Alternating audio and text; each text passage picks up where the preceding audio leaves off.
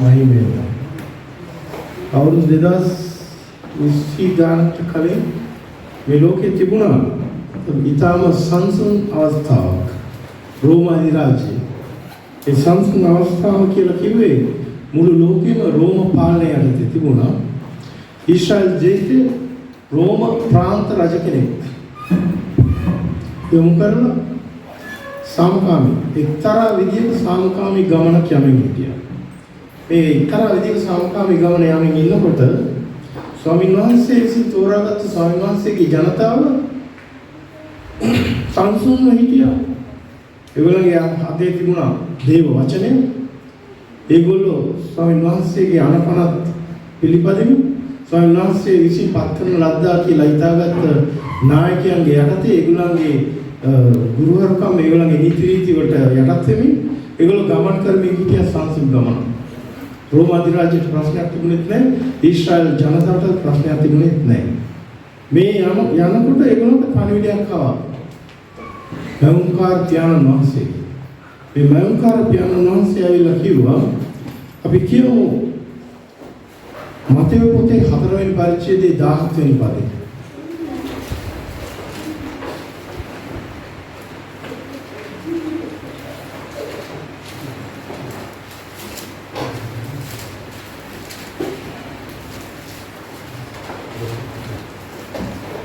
මාගේ ප්‍රේමවන්ත පුත්‍රයාය එතෙන් පටන් යේසුස් වහන්සේ පසුතැවිලි වෙයලා මක්නිසාද ස්වර්ග රාජ්‍යය ලං වී තිබේ කියා දේශනා කරන්නට පටන් ගත්සේක. ආමේන්. යාඥා කරමු. පියාණන් වහන්සේගේ ආනන්ද වචනය නිසා සුදාත්මයන් වහන්සේ අද දවසේ මේ වචනයෙන් ඔබවහන්සේට කතා කළා. ඔබවහන්සේගේ වචනේ උච්චාරණය කරන්න මාගේ මුඛයද මනසද පරිශුද්ධ කළා. භාග්‍යවත් කළා සුදාත්මයන්. අපිට කතා කළ වෙනව සුදාත්මයන් වහන්සේ අපේ ජීවිත වෙනස් කරගෙන පියාණන් වහන්සේ කැමති ජීවිතයක් ගත කරන්න අපිට උපකාර කරන නාසති ජේසුස් ක්‍රිස්තුස්ගේ නාමයෙන් ඉල්ලා යාත්‍රා. ආමේන්. මේ ඇවිල්ලා පසුතැවෙන්න කියලා කියනවා. අපි බලන්න යන්නේ අද විශේෂයෙන් දේව වචනේ සිංහල පරිවර්තනවල ඉංග්‍රීසි පරිවර්තනවල දාලා තියෙන වචන ගැන නෙමෙයි. අපි බලමු මුල් ලේඛනවල. හීබ්‍රු සහ ග්‍රීක ලේඛනවල තමයි මුලින්ම ලියලා තිබුණේ. ඒවවල යොමු කරලා තියෙන වචන මොන අර්ථයක්ද දෙන්නේ? සිංහල පරිවර්තන নানা ප්‍රකාර පරිවර්තන තියෙනවා. ඒවා ඒ විදිහටම අරගෙන අපි දේශනා කරොත් අපේ ජීවිතයට යොමු කරගත්තදී নানা ප්‍රකාර තේරුම් වෙනවා. මෙතනදී මේ කියලා තියෙන පසුතැවෙන්න කියලා කිව්වා. ඒ පසුතැවෙන්න කියලා කියන වචනේ ඉතාලි භාෂාවෙන් කියන්නේ රාබ්බෙදේතිවි. පසුතැවෙන්න කියලා ස්වාමීන් වහන්සේ කිව්වේ. එතකොට මේ අපි බලන්න දැන් මතයතුමා ලියන මේ පොතේදී මතයතුමා ලියන්නේ ජුදා ජාතියට. එතකොට ජේසුස් ක්‍රිස්තුස් වහන්සේ කතා කරේ ස්වාමීන් වහන්සේගේ ජනතාව. දේව වචනේ අතේ තියෙන පරිසර සවිසුර ඇතුළු নানা ප්‍රකාර අති පාළුතුමා වගේ ඉතා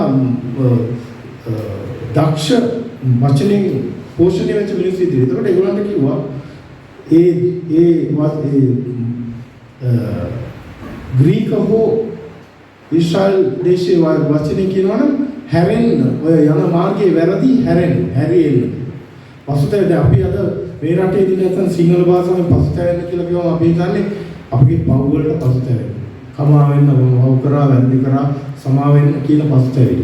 නැත්නම් ඉතාලි භාෂාවෙන් කියනවා පෙන්තිති කියලා කියන්නේ යම් කිසි දෙයක් කරපු වරකම් වලින් ටිකක් කියලා දඬුවම් යොමු කරගන්න. ඒ වගේ. නමුත් ඒ අදහසින් මේක දේශනා කරලා දෙන අවුරුදු 1000ක්.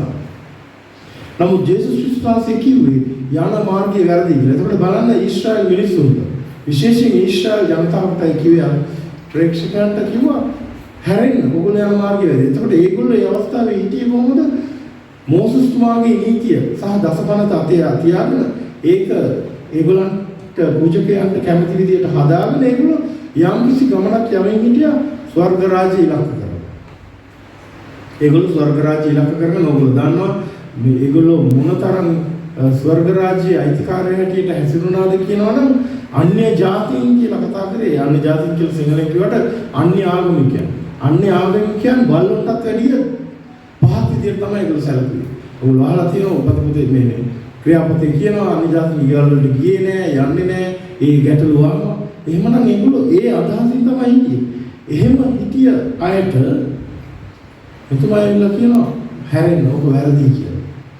ඒගොල්ලෝ තේරුම් ගන්න එතනදී තමයි පටන් ගත්තේ යාව ගල් ගහලා මරන්න ඕනේ කියලා. ඒ මොකද අපි මෙච්චර දේවල් හදා වඩාගෙන අපි මේ ගමන යනවා ස්වර්ග රාජ්‍යය අපේ පියාණන් වහන්සේ ස්වර්ගයේ ඉන්නේ මේ ඔක්කොම කියාගෙන යනකොට ඇවිල්ලා කෙනෙක් අපිට කියනවා මේක වැරදි.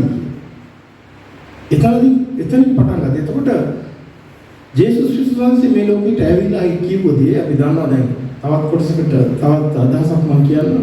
මේ දේව වචනේ කියන්නේ අවුරුදු 2500කට කලින් ලියුවට අපි දන්නවා 3500ක් කාලයක් තුළ ස්වාමීන් වහන්සේ එළිදරව් කරපු වචනේ මේ වචනේ අපිට අදට ස්වාමීන් වහන්සේ කතා කරනවා.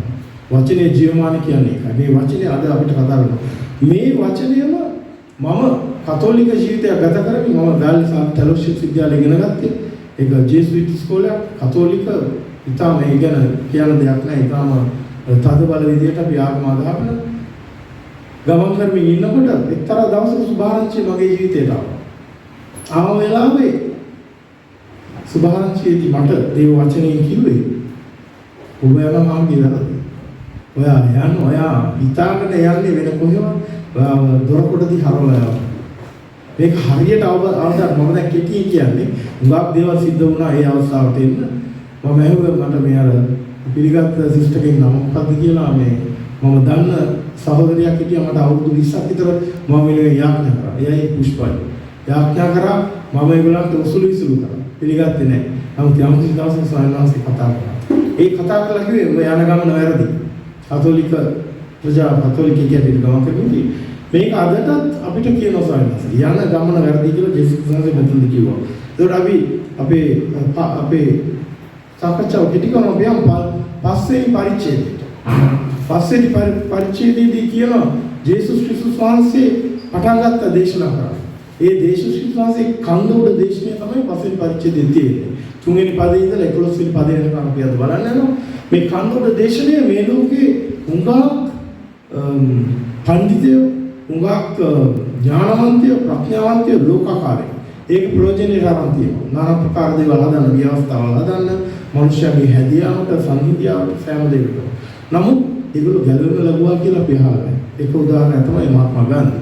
එයාත් මේ ගැන වර්ණනා කරලා කතා කරලා තියෙනවා ගැලවෙන්න ලැබුණා. ඒ කියන්නේ එයා ලෝකාකාර ප්‍රඥාව පුරවගත්ත ඒකේ. අපි බලමු ජේසුස් ක්‍රිස්තුස් වහන්සේ අපිට මොනවද මේ කන්ද උඩ දේශනාවේ උගන්වන්නේ? ඒ කන්ද උඩ දේශනාව පටන් ගන්න අවස්ථාව වෙනකම් විස්තර අපිට අවශ්‍ය නැහැ. අපි ඒ නිසා පස්වෙනි පදයේ ඉඳලා තුන්වෙනි පදයේ ඉඳලා කියවන්න බලමු. තුන්වෙනි පදේ කියමුද? සිතින් දිලින්දෝ ආශිර්වාද ලද්දෝය මක්නිසාද ස්වර්ග රාජ්‍ය ඕන්ගේය. ආමේන්. සිතින් දිලින්දෝ. දැන් මේක සිංහලෙන් සිතින් දිලින්දෝ කියලා කිව්වම අපිට নানা ප්‍රකාර අදහස් දෙන්න පුළුවන් නේද? ஆவியில் வெளிமையுள்ளவர்கள் பாக்கியவான்கள் பரலோக ராஜ்யம் அவருடையது. ආමේන්. එතකොට සිතින් දිලින්දෝ කියලා කිව්වම මෙතනදී අපි බලමු නැවත වතාවක් මුල් ලේඛන මුල් කතවරු මොකද්ද දාලා තියෙන වචනේ කියලා. මෙතනට දාලා තියෙන වචනේ තමයි යාචකයෙකුට හිඟන්නේකුට මෙන්දිකාන්ති හිඟලා යාචකෙක් කියලා කිව්වම ඒ යාචකයා හැමදාම කාගෙන් හරි ඉල්ලලා තමයි ජීවත් වෙන්නේ නේද? එයා යැපෙනවා. දැන් යාචකෙක් මම යාචකෙක් නම් මම මේ ගේට්ටු ළඟ ඉඳගෙන සල්ලි ඉල්ලන යාචකෙක් නම් මට දවසක් ඇවිල්ලා පාස්ටර් දුන්නොත් ලක්ෂ 5ක් දීලා කිව්වොත් ඔයා අද ඉඳලා මේක ඔයාට ඔයා ජීවත් වෙන්න දිනු වෙන්න කියලා මම එදායින් පස්සේ යාචකෙක් නෙමෙයි. ඒ කියන්නේ මොකක් සම්පූර්ණයි. නමුත් යාචකයා කියලා කියන්නේ නිතරම ඉල්ලනවා. නිතරම යැපෙනවා. එයා පිරෙන්නේ නැහැ. එයා සම්පූර්ණ වෙන්නේ නැහැ. අංග සම්පූර්ණ වෙන්නේ නැහැ කියලා වචනේ. ඒතර මෙතනදී කියන්නේ ජේසුස් වහන්සේ කිව්වේ ඔබ යාචකෙක් වෙන්න ඕනේ. යාචකෙක් වෙන්න ඕනේ කාගේ ළඟද? දැන් මේක වැරදියට වටහාගෙන নানা ප්‍රකාර මූලධර්ම හදලා নানা ප්‍රකාර නිකායන් පටන් ගන්නවා. අපි දන්නවා මේ අපි ඉතාලියේ ඉන්න ඔක්කොමලා හුඟක් ආදරය කරන අන්තෝනි මුනින්ද්‍රයාගේ නිකාය ගැන ෆ්‍රැන්සිස් සේවියර්ගේ නිකාය ගැන ඒගොල්ලෝ යාචක ජීවිතය තමයි නිකායේ තේමාව. දැන් අපි ඒගොල්ලෝ විනිශ්චය කරන්න යන්නේ අපි මේ වචනේ කියන දේ ඉගෙන ගන්න. මෙතන කියන්නේ ලෝකාකාර යාචකෙක් වෙලා සපත්තු නැතුව එක ඇඳුමක් ඇඳගෙන ඉගන්නෙක් වගේ ජීවත් වෙන නෙමෙයි. ඒකට හොඳම උදාහරණය තමයි ස්වාමීන් වහන්සේගේ ශ්‍රාවකයෝ එක්කෙනෙක්වත් හිඟන්නෙක් නැහැ. එක හිඟන්නෙක්වත් නැහැ. පාවුලුතුමාද පේදුරුතුමා ඇතුළු සෑම කෙනෙක්ම හිඟන්නෝ නැහැ. කියලා නෑ බඩගින්නේ හිඟා කාල ජීවත්. බඩගින්නේ හිටියා කියලා කියනවා নানা ප්‍රකාර පරිත්‍යාග නිසා. ඉරගෙවල් වල නැත්තම් එක්කෙනාගේ දුෂ්ටකම් නිසා ඒක එහෙම නැතුව මේ ඒගොල්ලෝ හිඟා කෑවේ ඒගොල්ලෝ තිබිච්ච මිනිස්සු. එතකොට මෙතනදී කියනවා යාචකෙක් නේ. එහෙනම් මෙතනදී ස්වාමීන් වහන්සේ කියන්නේ ආත්මික පරිශුද්ධත්වයට යාචකෙක්. පරිශුද්ධත්වයේ කවුද අපිට දෙන්නේ? ශුද්ධාත්මයන් වහන්සේ. එහෙනම් අපි නිරන්තරයෙන් ඒකේ තේරුම තමයි මම ජීවත් වෙලා ඉන්නකම් මගේ මරණයට යනකම් මම මේ ලෝකේ ජීවත් වෙනවා නම් මට පරීක්ෂාවක් තියෙනවා. පරීක්ෂාව කියන්නේ මොකද්ද? මාව පරිශුද්ධත්වයේ තුරන් කිව්වා. පරිශුද්ධත්වයෙන් ඈත් කිව්වා. පාපේ ගෙනල් පරිශුද්ධත්වයෙන් ඈත්. ඒකට මම ඒ පරීක්ෂාවෙන් බේරෙන්න පාපේ නොකර ඉන්න නම් මම පරිශුද්ධත්වයට පිපාසයි. ඒකට යාචකෙක් වගේ සුද්ධාත්මයන් වහන්සේ නිසා සංවිධානන් වහන්සේකින් යැපෙනවා. ඒතර මෙතන ඊටු ටික බලන්න ඒගොල්ලන්ගේ එහෙම කියලා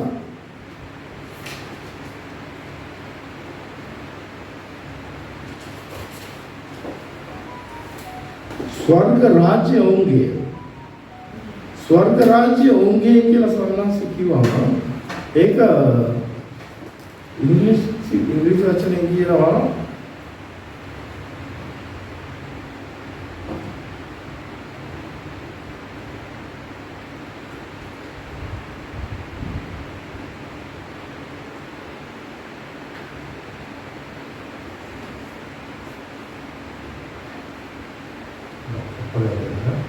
Kingdom of Heaven. English number 3. Blessed are the poor in spirit, for theirs is the kingdom of heaven. Kingdom of heaven. So there is kingdom of heaven. Blessed are the poor. එතකොට ස්වර්ග රාජ්‍ය කියලා සිංහලෙන් ලියලා තියෙනවා.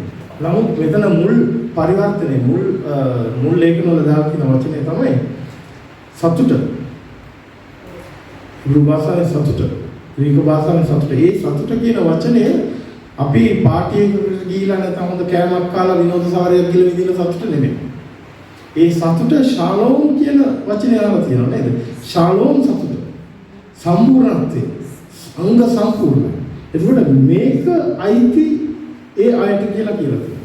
එහෙමනම් දැන් මේ ශාලෝම් එකකින් අපි අපේ ප්‍රජාව තුළ ක්‍රිස්තියානි ප්‍රජාව තුළ ශාලෝම් ආශිර්වාදයේ මනුෂ්‍යයන්ට ප්‍රාර්ථනා කරනකොට අපි කියන සම්පූර්ණත්වය නේද? ඒකට ස්වාමීන් වහන්සේ තුළ තිබෙන සෑම දෙයක්ම මනුෂ්‍යයෙකුට ස්වාමීන් වහන්සේ සපයන දේවල් මේ ලෝකේ උමනා එපා. ආත්මික දේවල් ඇතුළුව මේ ලෝකයේ දේවල්. එතකොට මේ හැම දෙයක්ම ඒක ඇතුළේ. ඊළඟට අපි බලුවා පසුතැවෙන දේව රාජ්‍ය අතලගේ කියලා. දේව රාජ්‍ය කියලා මොකක්ද කිව්වේ? දේව රාජ්‍ය කියලා කිව්වේ බලමු ඊට පස්සේ ජේසුස් ක්‍රිස්තුස් වහන්සේ ආවයින් පස්සේ දේව රාජ්‍ය එළිදරව් වුණා. ජේසුස් ක්‍රිස්තුස් වහන්සේ ඇවිල්ලා මනුෂ්‍යයන් අතර යනකොට මොනවද කරා කිව්වේ? ආපු හැම කෙනෙක්ම සුව කරා. මොකද උන්වහන්සේගේ රාජ්‍ය උන්වහන්සේ ඉදිරියේ රෝගයට ඉඩක් නැහැ. රෝගය කියන්නේ වේදනාව කනස්සල්ල කම්මට ඉඩක් නැහැ. ඊළඟට නපුරු ආත්මයන් තුරන් කරා. ඒතන නපුරු ආත්ම වලට ඉන්න බැරි වුණා නේද? ඒගොල්ලන්ට දරන්න බැස්සවන්න. ඒකට ඊළඟට උන්වහන්සේ කන්න බොන්න දුන්නා මිනිස්සුන්ට. ඒකෝට අපිට කියලා තියෙන්නේ රොටි මාළු ගැන විතරයි. සාමාන්‍යයෙන් රොටි මාළු ඇරෙන්න තවත් දේවල් කන්නේ නැති. මෙතන අපි බයිබලේ බලනොත් බයිබලේ සංකේතාත්මක භාෂාවක් තමයි තියෙන්නේ. රොටි දැන් අපි කියනවානේ බත් වේලක් කියලා. මම පාස්ටර්ගේ ගෙදර ගිහින් පාස්ටර් කියනවා බත් වේලක් කාලා යන්නේ කියලා. බත් වේලක් කියවම එයා බත් විතරක්ද දෙන්නේ මට. නෑ නේද? බත්ුයි වෑංජනයි ඔක්කොම දෙනවා. ඊට පස්සේ බොන්නත් මොනවද දෙන්නේ? එතකොට මේ අපි බලන්නේ එහෙමයි දැන් මාළු කාන්තාරේ ඉඳගෙන රොටි කෑල්ලයි මාළු කෑල්ලයි කාලා මිනිස්සුන්ට ජීවත් වෙන්න බෑ. මම පෞද්ගලික වේතන බයිබලේ ලියලා නැහැ. බයිබලේ ලියලා තියෙන අරක තමයි. පෞද්ගලික වේතන සයන්වන්සේ සපයනකොට හොඳ සාරවත් කෑම වේලක් සපයනවා. සාරවත් කෑම. එතකොට මේ ස්වර්ග රාජ්‍ය කියන්නේ ඒක තමයි. ජේසුස් ක්‍රිස්තුස් වහන්සේගේ අභිමුඛයේ ගෝලිය අත්ින්දේ මොකද්ද? ඒක තමයි ස්වර්ග රාජ්‍ය.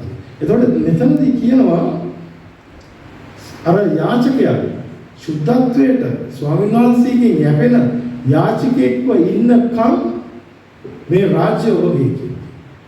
ඒක බලන්න අපි යාචකෙක් වෙනවා. දැන් යාඥා කරනකොට ඇත්තටම අපි යාඥා කරනකොට සභාවේ යාඥා කියන්න කිව්වම මිනිස්සුන්ගේ මොනවද යාඥා ඉන්නේ? නානපතර ප්‍රශ්න වලට යාඥා කරනවා. රෝග වලට යාඥා කරනවා. ඒවට යාඥා කරන්න ඕනේ. යාඥා කරන්න අවශ්‍යයි. ඒවට ස්වාමීන් වහන්සේ පිළිතුරු දෙනවා. නමුත් ජේසුස් ක්‍රිස්තුස් වහන්සේ මොනවද මෙතන කියලා දෙන්නේ?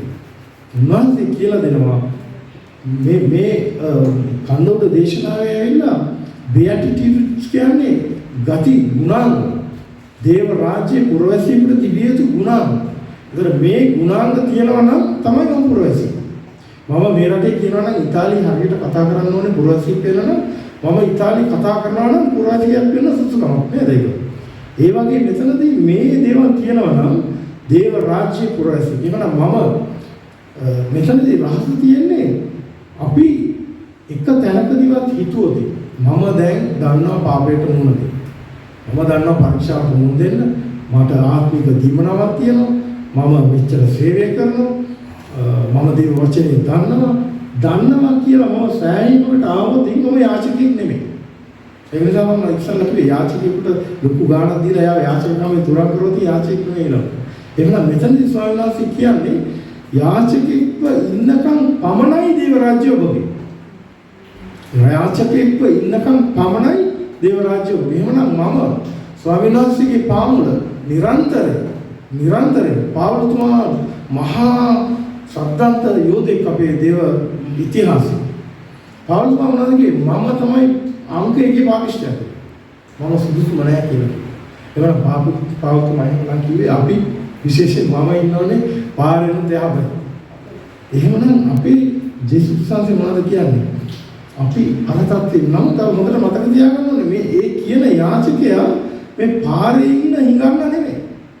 පාරේ අර කුඩු බොන්නයි අර කන්න නැතුව ජීවිතේ කාලකන්ණි කරගෙන හිඟා ගන්න ඉවන්න වෙන්නේ නෙමෙයි කියන්නේ.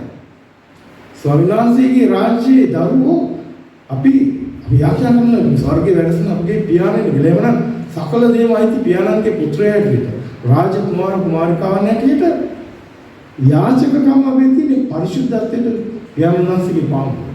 සුදාඥාන වහන්සේගේ පාමුල. මෙන්න මේක තමයි අල්ලගත් රහස ජේසුස් ක්‍රිස්තුස් වහන්සේගේ ශ්‍රාවක. මේ රහස අල්ලගත් ප්‍රාණ පරිත්‍යාගවරු තමයි දැන් ඉතාලියේ ඉන්නවා එංගලන්තයේ ඕනෑම ප්‍රාන්තයකට ගියොත් ප්‍රාණ පරිත්‍යාගවරු ඉන්නවා. මෑත ඉතිහාසයේ කියන්නේ මීට අවුරුදු 50ක ඉඳලා පස්සට. මේ මිනිස්සු පොඩි කතන්දර තියෙනවා. ඒ පොඩි කතන්දර වල කියන ඒගොල්ලෝ අර රෝම අධිරාජ්‍ය යටතේ තිබුණ ඉංගලන්තේ. රෝම අධිරාජ්‍ය යටතේ තිබුණ ඉංගලන්ත සභාව වෙනකන් ඉංගලන්ත සභාව වෙනුනේ පස්සේ ඉංගලන්ත සභාව ක්ලේසි පහසු නැහැ සෑහෙන පීඩනයක් දුන්නා මේ ක්‍රිස්තියානිට. ඒගොල්ලන්ව කන්වල කැට ගන්න ගිනි තියලා নানা ප්‍රකාර විදිහට ඒ තැන්වලදී මේ ප්‍රාණපත්‍යවරු ගීතිකා කියමින් සතුටෙන් මේ කනුව බදාගෙන ඒ විදිහට ගිහින් තියෙනවා. මොකක්ද රහස? ඒගොල්ලෝ මේ අර මරණ වේදනාවෙන් මත් වෙලා නෙමෙයි. ඒගොල්ලෝ ස්වාමීන් වහන්සේ තුල ස්වාමීන් වහන්සේට ඊටාම ප්‍රීතිමත් ඊටාම ශක්තිමත් තෘප්තිමත් තමයි ඒගොල්ලෝ අවසාන මොහොතට ගමන් කරේ. මොකද ඒගොල්ලෝ අර දේව රාජ්‍ය තුල තමයි ජීවත් වෙන්නේ. නැත්නම් මේ දේව රාජ්‍ය අපි මේ ලෝකේ අල්පේ ජීවිතයක් ගත කරලා මේ සිම්පල් ලයිෆ් එකක් ගත කරලා ඊට පස්සේ ස්වර්ගයට යන එක ගැන නෙමෙයි මෙතන කියන්නේ. ජේසුස් ක්‍රිස්තුස් වහන්සේ ඇවිල්ලා මම කිව්වා වගේ අර වගේ පසුබිමක් තිබිච්ච මනුස්සයෙක් කිව්වා ඕගොල්ලන්ගේ ජීවිතේ දේව රාජ්‍යයේ දරුවෝ වෙන්න නම් දේව රාජ්‍යයේ පුරවැසියෙක් වෙන්න නම් මෙන්න මේ චරිත ලක්ෂණ ඔයගොල්ලන්ට තියෙනවා. මේක තමයි චරිත ලක්ෂණ. මේකේ අපිට දිගට උදාහරණ ගන්න පුළුවන්. අපි විශේෂයෙන්ම කියන්න කැමති අර වචනේ දේව රාජ්‍ය එහෙම නැත්නම් ග්‍රීක භාෂාවෙන් කියලා තියෙන සතුට කියන එක. එතකොට ජේසුස් ක්‍රිස්තුස් වහන්සේ සතුට දෙන්න යාවි. දැන් මේ ලෝකේ බලන්න පොත් ලියලා තියෙන සතුට ගැන නේද? සතුට වෙන්නේ කොහොමද? සතුට ලබා ගන්න කොහොමද? ප්‍රීති වෙන්නේ කොහොමද? নানা ප්‍රකාර දේවල් තියෙනවා. ජේසුස් ක්‍රිස්තුස් වහන්සේ ඇවිල්ලා කියලා දුන්නා. ඔබ මාපාම යාචකෙක්. මේ යාචකයා කියන එක දැන් අපිට යාචකෙක් කියලා විශේෂයෙන් ලංකාවේ සිංහල මිනිස්සුන්ට හිඟන්නේ කියලා කියන ලොකු අපහසුයක්. නමුත් මෙතන කියන්නේ අර ඔයාලට පොඩි ළමෙක් දැන් මේ කිරි දරුවා කිරි වලට මව් කිරි වලට මොනතරම් ඒකෙන් යැපෙනවද? නේද? යාට එක වේලක් තියලා ඊළඟ වේල ඒක තමයි ඕනේ. ඒක තමයි හොයන්නේ. ඒක දුන්නම එයා අංග සම්පූර්ණයි. අන්න ඒ වගේ පිපාසයක්, ඒ වගේ යාචකයක්. ඒ කියන්නේ මේ අපහාසාත්මක යාචක වචනේ නෙමෙයි. ඒක තමයි මුල් වචනේ දාලා තියෙන්නේ. ඒකට පරිවර්තකය මොනවද කරන්නේ? මේ වචනේට ඒ වචන ඒ තියෙන ගොඩාක් වචන අරගෙන එකක් අරගෙන දානවා. දැන් ලංකාවේ පරිවර්තන කීපයක් ඔයගොල්ලෝ බැලුවොත් নানা ආකාර පරිවර්තන වල নানা ආකාර වචන දාලා තියෙනවා. ඒකට මේ පොත අරගෙන මේ පසුබිම මූලධර්ම හොයන්න නැති කෙනෙක් දේශනා කරනකොට එයාට තේරෙන දේ දේශනා කරනවා. එතකොට තමයි මිනිස්සු සමහර වෙලාවට වැරදි විදිහට වැරදි මාර්ගවල වැරදි අර්ථකථනයක් ලබා ගන්න. එතකොට අපි දන්නවා දැන් දේව රාජ්‍ය පුරවැසියෙක් වෙන්න නම් කුමාරයෙක් හෝ කුමාරියක් හැටියට ජීවත් වෙන්න නම් අපේ තියෙන්නේ මොකද්ද මුල් ගුණාංගය? මේක මේ ජේසුස් ක්‍රිස්තුස් වහන්සේ උන්වහන්සේගේ ශ්‍රාවකයන්ට උගන්වපු දේ. ඇතුළුව ආවික නායකයන් අසාවනේ කියලා බලමු ඊළඟ කාරණාවල් උන්වහන්සේ කියන්නේ කියලා. හතරවෙනි පදේ කියනවා ශෝකවන්නෝ ආශිර්වාද ලද්දෝය මක්නිසාද ඔව් සනසනු ලබන්නෝය. ආමේන්. வேதப்படுகிறவர்கள் பாக்கியவான்கள் அவர்கள் ஆறுதல் அடைவார்கள். ආමේන්. ඔන්න ශෝකවන්නෝ මොකක් ගැන ශෝකවන්නෝ? මෙතන කියනවා ශෝකවන්නෝද නේද? එතකොට මොකක් ගැන ශෝකවන්නෝද? දැන් ශෝකේ දුකේ ජීවත් වෙන එක ගැනද කියන්නේ නැහැ. ශෝකවන්න කියන්නේ මෙතන මම නැවතවතාවක් තේරුම් කරන්න කැමතියි මේ ශෝක වීම ගැන.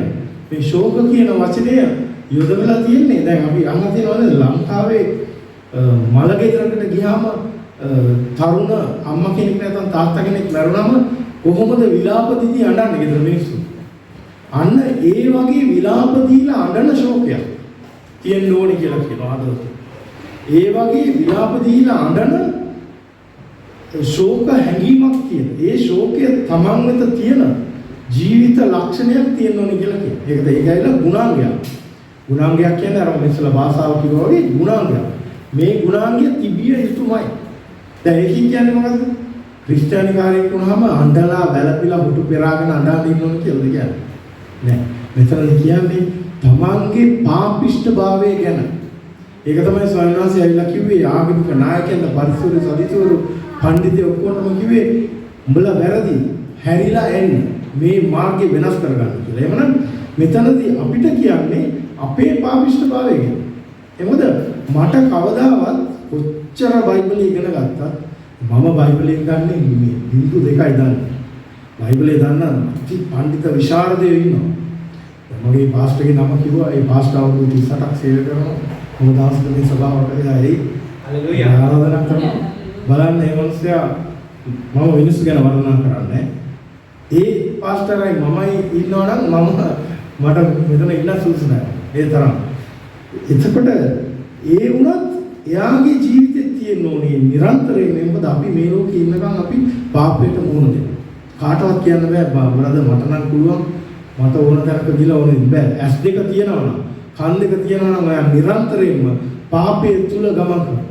150ක් විතරම පාපයේ තුල තමයි ඔයා ඉන්නේ. සුද්ධාත්මයන් වහන්සේට උදව් කරේ නැත්නම් ඔයාට පාපේ නොකර ඉන්න බෑ. ඒක තමයි මනුස්ස. එතන මෙතනදී කියනවා අන්න ඒක නිසා තමන්ගේ පාපිෂ්ඨකම නිසා. දැන් මෙතනදී කියන්නේ නේ අපි දන්නවා දේව වචනේ කියන අපි ස්වාමීන් වහන්සේ පිළි අරගෙන පාපයට කමාව ලැබුණා කියලා ජේසුස් ක්‍රිස්තුස්ගේ පුරුෂපත් වීම කරන කොටගෙන ලැබුණා කියලා අපි විශ්වාස කරන මොහොතේ අපේ පාප වලට කමාව දීලා අපිව පරිශුද්ධ කරනවා කියලා. ඒක ඇත්ත. නමුත් මම කියන්නේ ගමනේදී අපි පාපය පරීක්ෂාවට මුහුණ දීමේදී අපි ශෝක වෙනවා. එහෙම නැතුව මම ගැලවීම ලබන්න කලින් කරපු පව් වලට තවම අඬන්න ඉන්නවා කියන එක නෙමෙයි මෙතන කියන්නේ. මෙතන කියන්නේ ස්වාමීන් වහන්සේගේ අභිමුඛයේ සුද්ධාත්මයන් වහන්සේගේ අභිමුඛයේ උන්වහන්සේගේ පරිශුද්ධත්වයට යන්න තරම් මම සුදුසු නැති එක ගැන ශෝක වෙනවා. ශෝක වෙන්නේ ඇයි අර ජේසුස් ක්‍රිස්තුස් දැන් මෙතන ජේසුස් වහන්සේ මේ ශෝක වෙනෝනේ කියලා කිව්වට එතනදී දේශනා කරනකොට උන්වහන්සේ කියන්නේ නැති අර මරණයක් වෙච්ච වෙලාවේ විලාප තීපි හඬන ශෝකයක් තියෙන කෙනා මොන වචන පාවිච්චි කරන්නේ? අපි දන්නවා දේව වචනේ සාරාංශයක් තියෙන්නේ නේද? ජේසුස් ක්‍රිස්තුස්ගේ දේශනා අවුරුදු මේ පැය 3 4 7 8 දිග දේශනාවක්. ඒතර මෙතන කෙටි කරලා කියලා තියෙනවා. ඒකට උන්වහන්සේ භයානක විදිහට කියන්නේ. ඒකට අපි මේ වචනේ භයානකකම ගැඹුර ගන්න ඕනේ. උන්වහන්සේ කුරුසපත් කරන්න භයානක වද දීලා මරන්න හේතු උනේ ඒ උන්වහන්සේ කතා කරපු විලාසය සහ උන්වහන්සේ කියපු දේවල් වල ගැඹුර. එතකොට මිනිස්සුන්ව සන්තෝෂ කරන සතුට කරන අපුඩි ගන්න මල් මාලා දාන දේශනා කරලා යනවනම් ජේසුස් ක්‍රිස්තුස්ගේ දේශනාව වෙන්න බෑ. මොකද උන්වහන්සේ දේශනා කරාම අල්ලාහ් කුෂයන ගෑවා. පාවුතුමා දේශනා කරාම වෙලවගෙන ගියා මරන්න 10 15 සතාවක් නේද? එහෙමනම් අපිට මල් මාලා දානවා නම් මාස එළුවක් තියෙනවා. වරදක් තියෙනවා. එහෙමනම් අපි යන් ඉදිරියට. මෙන්න මේ ඇටිටියුඩ් එක අපි තියෙනවා. මේ ගුණාංගය තියෙනවා. ඒ මොකද අපි හැම කෙනෙක් අපේ ගුණාංගය තියෙන ස්වාමීනි වහන්සේගේ පරිශුද්ධත්වයට ජේසුස් ක්‍රිස්තුස් වහන්සේගේ පරිශුද්ධත්වයට ශුද්ධාත්ම වහන්සේගේ වචනය තුලින් කියන පරිශුද්ධත්වය ලබා ගන්න මගේ පාපිෂ්ඨකම නිසා මගේ කිලිටිකම නිසා මම මොනතරම් පොරබදනවද ඒක නිසා මම පොරබදන ඒක මට දුකක් වෙනවා ඒක මික්සුනොත් මොකද වෙන්නේ මගේ ටාගට් එක මට ඒ පරිශුද්ධත්වයට ගියේ යන්න බැරි වුණොත් මොකද වෙන්නේ පෞලතුමා කියනවා ස්වර්ග රාජ්‍යයේ ක්‍රෝධය කැකෑරෙමින් පවතිනවා ස්වර්ග රාජ්‍යයේ ක්‍රෝධය මොනතරම්ද කියනවනම් මේ ලෝකේ එවැනි ධර්ම දෙයක් නෑ අපිට කියලා නිම කරන්න. ඒක තමයි දේවචනේ කියලා තියෙන්නේ ගිනි විලක්්‍ය මකරෙක් নানা ප්‍රකාර සංකේතාත්මකව කියලා දෙන්නේ. නැත්නම් බයිබලයේ කියලා තියෙන විදිහේ දේවල් ඇත්තටම තියෙනවා කියලා හිතුවොත් අපිට එක ඒ කියන්නේ නරකාදි ගොඩක් තියෙනෝනේ ස්වර්ග රාජ්‍යවල ගොඩක් තියෙනවා. එතන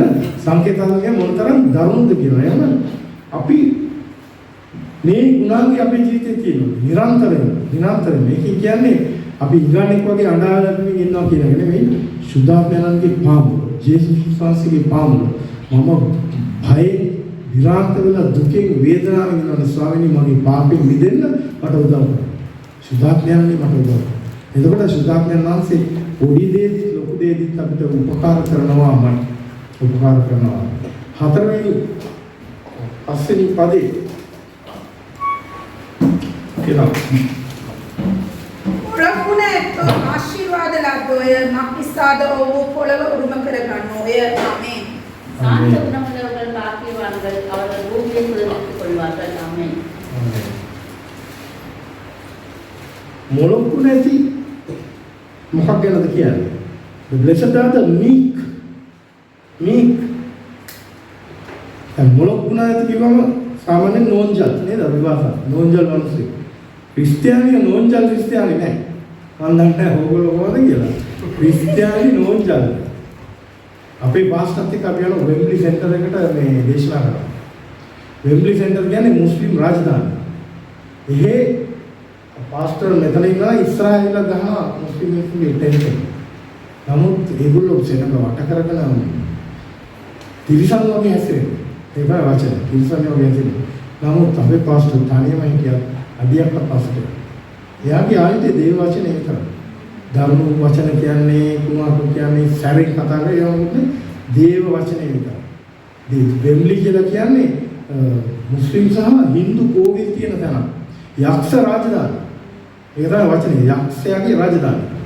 එතකොට එතන මේ නමුත් එහෙම මේ මිනිස්සුන්ට මූණ දුන්නත් මේ මොළොක් ගතිය තියෙන. එතකොට මොළොක් ගතිය කියන්නේ ක්‍රිස්තියානි ගතියක් නෙමෙයි. මම මේ ජීවමාන උදාහරණයක් ගත්තේ අපි බලමු දේවවාදී ඔයගොල්ලෝ හිතනවා මේ කතෝලික සභාවේ කතෝලික සාන්තුවරයෝ පාවුල්තුමා පේතුතුමාගේ රූපවල තියලා තියෙන ජේසුස් ක්‍රිස්තුස් වහන්සේගේ රූපේ පාලා තියෙන්නේ වෙන්න කඩාගත්ත අද්දක මෙහෙම තාම මොළොක්. එයා මොළොක් ගුණේ පෙන්නන තමයි ඒක හදලා තියෙන්නේ. එතකොට සාන්තුවරේ අපේ සාන්තුවරේ එහෙම කියන්නේ. පාවුල්තුමා රජවරු ඉදිරියේ කතා කරා. පේතුතුමා රෝම අධිරාජ්‍යයේ රෝම අධිරාජ්‍ය කඩලා බිඳලා සුන්නතුලි වෙලා ගියේ මේ මොළොක් ගුණේ ඇති ශ්‍රාවකයන්ගේ වචනේ නිසා. එහෙනම් ඒ කියන නෝන්ජල්කම නෙමෙයි මේ මොළොක් කියන්නේ.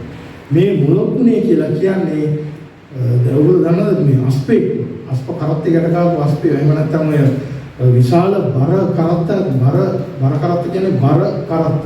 විශාල බර කරත්ත ආදීන අස්පේ ඉන්නෝ විශාල අස්පේ. ඒ අස්පේ ඒ කටකලියව ගලවලා අතරියක් බලනවා උන්ගේ ශක්තිය උන්ගේ වේගය. නමුත් උන්ව දමනය කරලා තමයි කරත්තේ ගැට ගහන්නේ. දමනය කරලා කරත්තේ ගැට ගැහුවාම ඒ කරත්තේ පදවන කෙනා කියන විදිහට තමයි යන්නේ නේද? පොඩ්ඩක් මෙහෙට ඇද්දදී මෙහෙට යනවා එහෙට යනවා අපි දන්නවා. අර අපි දුම් කරත්ත ගැන දන්නවනේ හොඳට. ඒ වගේ මෙතනදී කියන්නේ දමනය කරගන්නා ලද ගතිගුණය. දමනය කරගන්න. ඒ මොකද අපි දන්නවා සුදාත්මයන් වහන්සේ අපිට ඉන්නවා.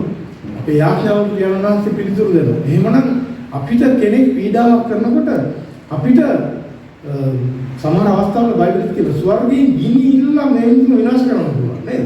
අපිට ඉල්ලන්න පුළුවන්. මේ ජේසුස් ක්‍රිස්තුස්ගේ මොනවද කිව්වේ පිටාත්ලාවදී? මම වචනයක් කිව්වොත් ඔක්කොම විනාශයි කියලා. එහෙම කිව්වේ නෑ වෙන වචන වලින් කිව්වේ උන්වහන්සේ කිව්ව විදිහට ඒ එක දේවදූතයෙක් ආවොත් රෝම අධිරාජ්‍යයක් නෑ. නමුත් උන්වහන්සේගේ මුල ගුණය උන්වහන්සේ අන්න ඒක තමයි මුල ගුණය කියන්නේ. එතකොට මට පීඩා කරනකොට අනිදාද මට පීඩා කරන්නේ කවුද? අපි හිතනවා අපිට පීඩා කරන්නේ අපේ අසල්වැසියෝ අපේ රටේ මිනිස්සු ආගමික නායකයෝ නෑ. පීඩාව එන්න පුළුවන් තමන්ගේ ගෙදර තමන්ගේ භාර්යාවගේ තමන්ගේ දරුවා. තමන්ගේ භාර්යාවගේ දරුවා ඒ එන්නේ ඒගොල්ලන්ගේ නෙමෙයි. එතනදී අපි සතුරා හඳුනා ගැනීමේ මෙහෙවර කරලා තියෙනවා. ක්‍රිස්තියානි කාර්යයක් හැටියට දේව වචනය තුළ ජීවත් වෙන අපි සතුරා හඳුනා ගන්නවා. සතුරා හඳුනාගෙන නැතුව අපි සටන් කරොත් අපි වැරදි මිනිස්සුත් ඒක නිසා තමයි ක්‍රිස්තියානි ජීවිතවල පව් කරන්නේ.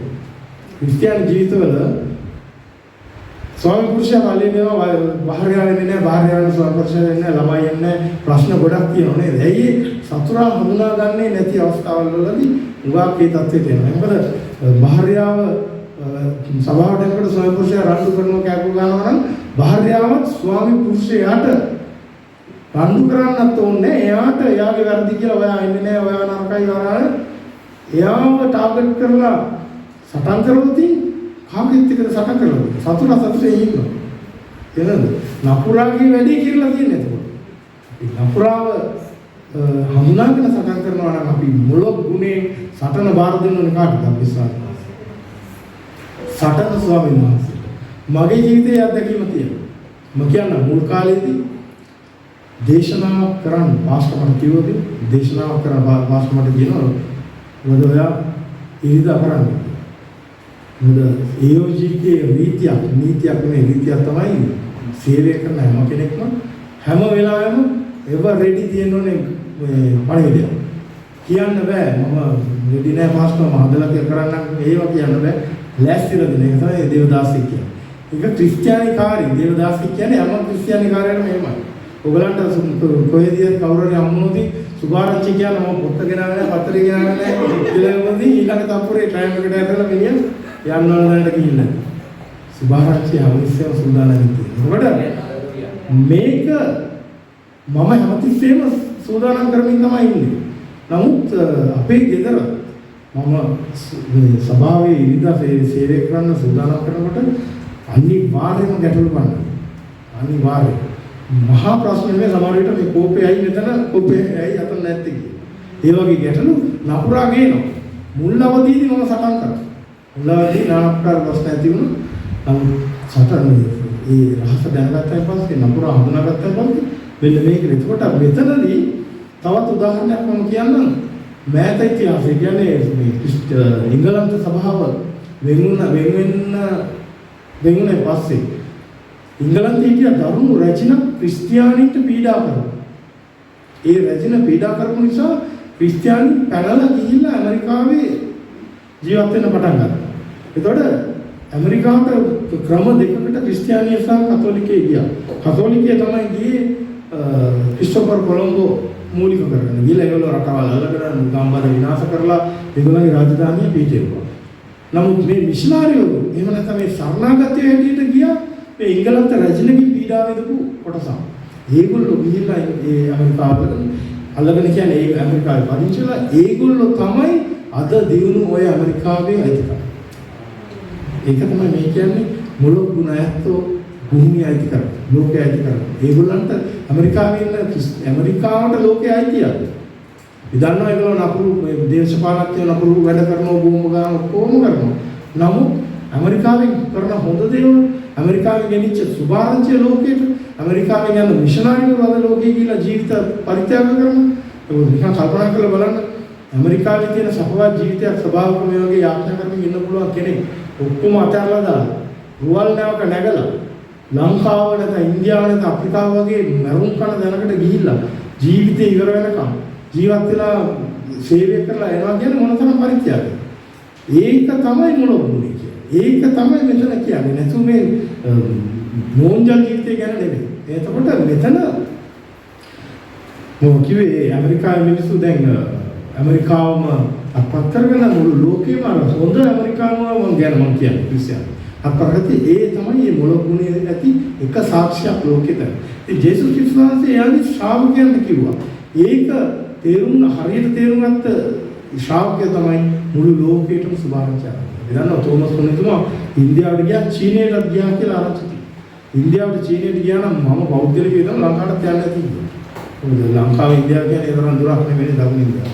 යන්න නැති කියලා. නමුත් ලංකාවේ සුභාරංචි ප්‍රතික්ෂේප කරලා තියෙන එක වෙනම සබ්ජෙක්ට් එකක්. ඒතකොට මේ මොළොක්ුනේ රහස තමයි සටන ස්වාමීන් වහන්සේට බාර දී. ඒක තමයි මේ අවුරුද්ද. සටන ස්වාමීන් වහන්සේට බාර දී. අපිට පීඩාවක් එනකොට දැන් මට පීඩාවක් එනකොට කියන්නේ මේ මම අනවශ්‍ය දෙයක් කරලා එන පීඩාව ගැන නෙමෙයි මෙතන ක්‍රිස්තියානි පීඩාව කියන්නේ. සුභාරංචිය නිසා පීඩාව. මම ජේසුස් ක්‍රිස්තුස් වහන්සේගේ දේව වචනයට කීකරු වෙන්න ගිහිල්ලා කෙනෙක්ගේ හිත රිදවනවා නම් එයාව කුපිත කරනවා නම් ඒක තමයි මෙතන කියන පීඩාව. නැතුව මම වෙන දෙයකට රණ්ඩු වෙලා සල්ලි වලට බාණ්ඩ වලට රණ්ඩු වෙලා ඒක නෙමෙයි මේ පීඩාව. ක්‍රිස්තියානි පීඩාව. ඒක හොඳට මතක තියාගන්න. මිනිස්සුන්ට වර්ධින දැන එක. ඒකට අර මොළොක්ුනේ. අපි මොළොක්ුණාම ස්වාමීන් වහන්සේගේ හස්තය එතන යනවා. ඒකට මේක දැන් මම කියවා මහත්මා ගාන්ධි මේ ගැන දේශනා කරනවා මේ අරගෙන තිබුණ පාඩම් කියලා. නමුත් මෙතනදී තියෙන්නේ හැමතිස්සෙම සුද්ධාත්මයන් වහන්සේගේ හස්තය අපිටට ඒක ක්‍රියා කරනවා. ඒ කියන්නේ මගේ ශක්තියෙන් කිසි දෙයක් කරන්නේ නැහැ. මම උන්වහන්සේගෙන් යැපෙනකොට උන්වහන්සේ කියන දේ කරනකොට උන්වහන්සේගේ අත උන්වහන්සේගේ ආශ්චර්යවත් එහෙම නැත්නම් ප්‍රාතිහාර්යයන් මගේ ජීවිතේ සිද්ධ වෙනවා. ඒක තමයි. අපි ඊළඟ කාරණාවට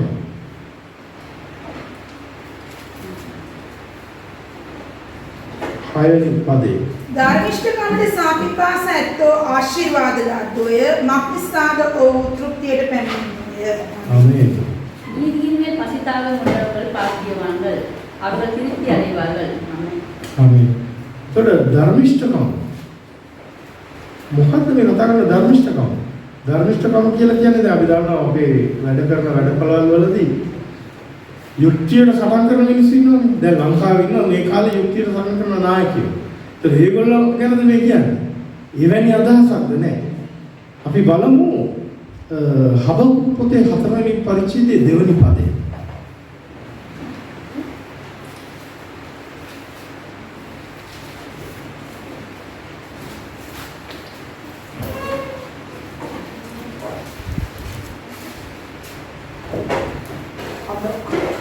හබකුක් 4:2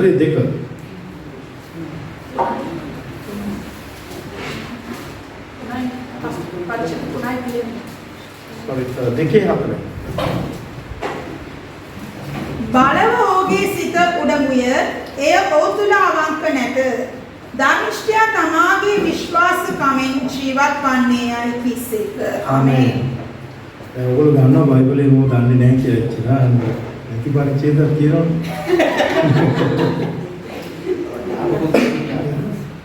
ரதங்கள் நெருக்கத்தில் கடவுளை வென்றபடி வீதியிலே අගංගාරී විශ්වාසකාරී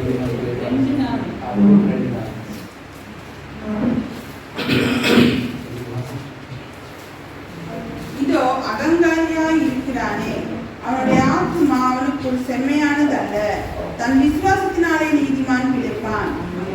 ආමේන්. දැන් මේ පදය ලෝක ඉතිහාසයේ වෙනස් කරපු පදයක්. මේ පදේ ලෝක ඉතිහාසයේ කොහොමද වෙනස් කරේ? මේට අවුරුදු 500 ගානකට කලින් කතෝලික සභාව මුළු යුරෝපෙම යටත් කරගෙන හිටියා. කතෝලික සභාව මුළු යුරෝපෙම යටත් කරගෙන පාප් වහන්සේ විසින් පාලනය කරමින් හිටියා. කතෝලික ප්‍රාන්තය තමයි ජර්මනිය.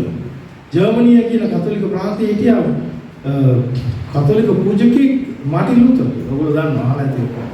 මේ මාටින් ලූතර් කියන පූජකයා දේව වචනය ග්‍රන්ථය දේව වචනය දවස්වල ගෝල් හරි පටි හරි මොනවද තිබුණේ පොත් තිබුණේ නැහැ. ඒව අරගෙන එයා අධ්‍යයනය කරන්න පටන් ගන්නකොට එයා එතකොට ඒ කාලේ එයා කතෝලික පූජාව තිබෙමින් හිටියේ. පූජාව තියන එක තමයි එයාගේ කරේ. එතකොට එයාට යන්න වුණා රෝමයට වන්දනාව.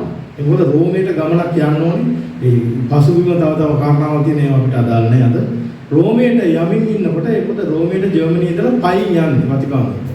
පයින් මාස ගාණක් යන්න වෙනවා. යනකොට සීත කාලේ යනකොට එයා අර ෆ්‍රාන්සිස්කානු නිකායේ කෙනෙක් නිසා දුගී විදිහට තමයි ජීවත් වෙන්නේ. එයා මෙහෙම ගමන් කරගෙන ඉන්නකොට ඕස්ට්‍රියාවේ කඳුපාමුලක තිබිච්ච මොනාස්ට්‍රික මඩමක එයා නවතෙන් ගත්ත රාත්‍රියේ.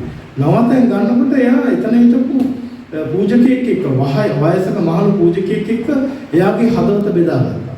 මොකද එයාගේ හදවත තමයි දේව වචනේ කියලා තියෙන දේ කතෝලික සභාවේ කරන දේ මොනතරම් පරස්පර විරෝධීද කියලා. දේව වචනේ කියලා තියෙන දේ කතෝලික සභාවේ කියලා තියෙන දේ මූල ධර්ම ડોක්ට්‍රින් මොනතරම් පරස්පර විරෝධීද කියන එක. මොකද ඒක ලේසි පාසු විරෝධතාවයක් නෙමෙයි. භයානක දෙයක්. ඊටාම ගැඹුරු. ඒක යාගේ හිතට වද දුන්නා. මොකද එයා අර නිකායට සම්බන්ධ වුණාට උගතේ. නීති විශාරදේ හොඳට උගත් කෙනෙක්. එයාගේ මේ බාරයක් ඔප්පු කරන තමයි අපිට සම්බන්ධ වෙන්නේ. එතකොට මෙතනදී යනකොට ඒ මිනිස්සයා මේ හබකුක් පොතේ 2:4 වෙනි පදේ උත්තා දක්වලා මෙයාට කිව්වා ධර්මිෂ්ඨයා ඇදහිල්ලෙන් ජීවත් වෙයි. එතකොට මෙතනදී කියන්නේ මම ධර්මිෂ්ඨයි ඒක නිසා ඇදහිල්ල මගේ ළඟ තියෙනවා මම ජීවත් වෙනවා කියන එකද? නෑ. එහෙමනම් මම ධර්මිෂ්ඨ නැති ප්‍රශ්නයක් නෑ මගේ ගාව පාඩේ ඉන්න පුළුවන් නෑ. ධර්මිෂ්ඨ වුණාම තමයි ජීවත් වෙන්නේ. දැන් ජේසුස් ක්‍රිස්තුස් වහන්සේව පිළිගත්තාම මොකද වෙන්නේ? උන්වහන්සේ මගේ පව් වලට කුසපත් වෙලා මේ පාපයට වන්දිය ගෙවුවා කියලා මම පිළිගත්තාම මට මොකද වෙන්නේ? උන්වහන්සේගේ ධර්මිෂ්ඨත්වයේ සලුව මා පිටට එනවා කියනවා නේද? එතකොට මම ධර්මිෂ්ඨ වෙනවා. පියාණන් වහන්සේ දකින එකේ තේරුම මගේ පව් වලට කමාව ලැබිලා මම ධර්මිෂ්ඨ වෙනවා. එහෙමනම් සිංහලෙන් කියන්නෝනේ ඇදහිල්ල ඇත්තා ජේසුස් ක්‍රිස්තුස් වහන්සේගේ කුරුසපත් වීම සහ ජේසුස් ක්‍රිස්තුස් වහන්සේ කුරුසේ දේව කාර්ය ගැන ඇදහිල්ල තියෙන කෙනා ධර්මිෂ්ඨ වෙනු ලැබේ කියලා තමයි සිංහලෙන් කියන්නේ. එහෙනම් ධර්මිෂ්ඨයා කිව්වම ඒක සිංහල තමයි. ඒක ඇහිලා ගැඹුරු සිංහල. ඒ සිංහල පරිවර්තනය කරේ හාමුදුරුවෝ කෙනෙක් ලංකාවේ. ඒක වෙන මානසිකින් බලන්න ඕනේ. නමුත් අරක තමයි අදහස. මොකද අදහිල්ල ජේසුස් ක්‍රිස්තුස් වහන්සේගේ කුරුසේ කාර්ය පිළිබඳව මම අදාහගත්තා. ඒක විශ්වාස කරගත්තා. ඒක මගේ ජීවිතේට ආදේශ කරගත්තාම තමයි මගේ ධර්මිෂ්ඨත්වය කියන්නේ මම ධර්මිෂ්ඨ වෙන්නේ. ධර්මිෂ්ඨ වෙන්න කියන එක තවත් වශයෙන් තමයි මම ජීවත් වෙන්න පටන් ගන්නේ. අපි කියනවානේ born again කියලා අපි හැමතිස්සෙම කියනවා අපි නැවත ඉපදිච්ච අය කියලා ආත්මය තුළ.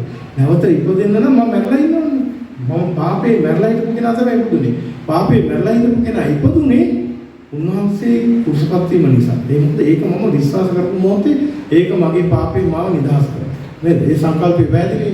එතකොට කතෝලික සභාවේ තිබුණේ තමන්ගේ ක්‍රියාවලින් ගැලවීම සොයා යාමේ ක්‍රමයක්. මේ මාටින් ලූතර් මෙච්චර කල් ඒක තමයි කර ඉන්නකොට තමයි මේ ග්‍රන්ථයේදී එයාට මේක හවුනේ. ඒකට මේක ගැටලුවක් වුණා එයාට.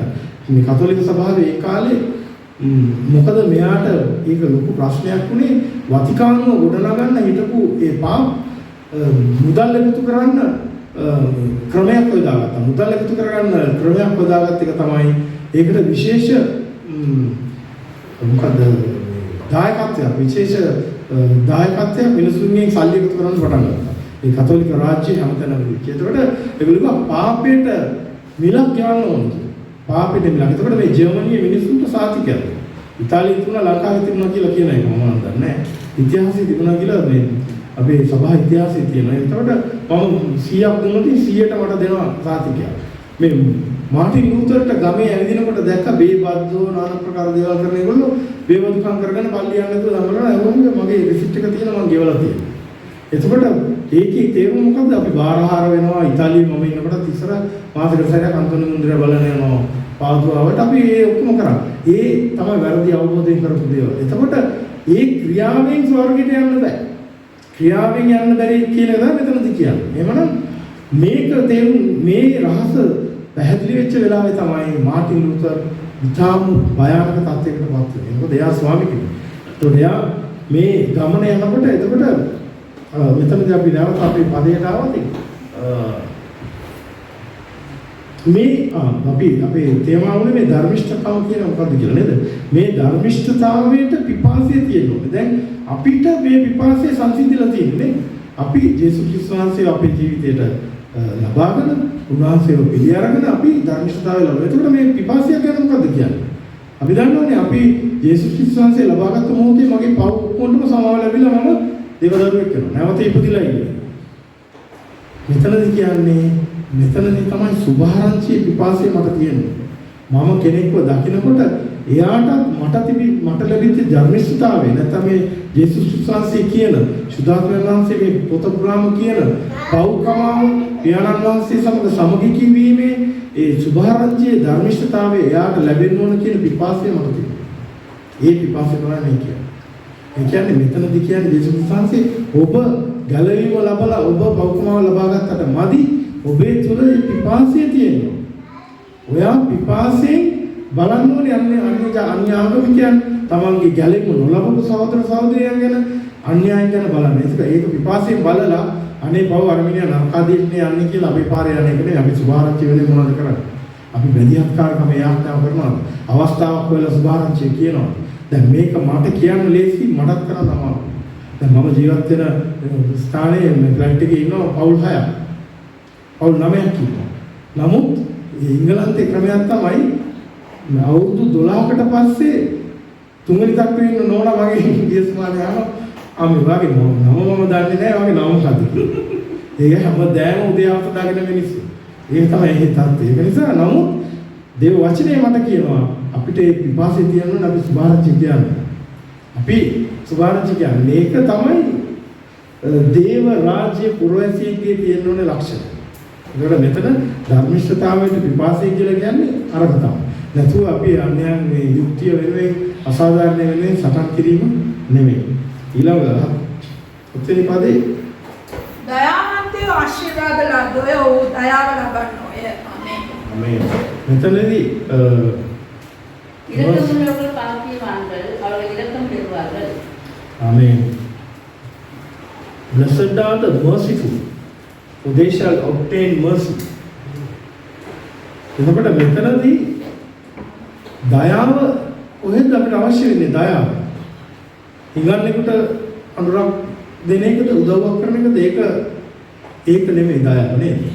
දයාව අවශ්‍ය වෙන්නේ අපි කමාව දීමේ.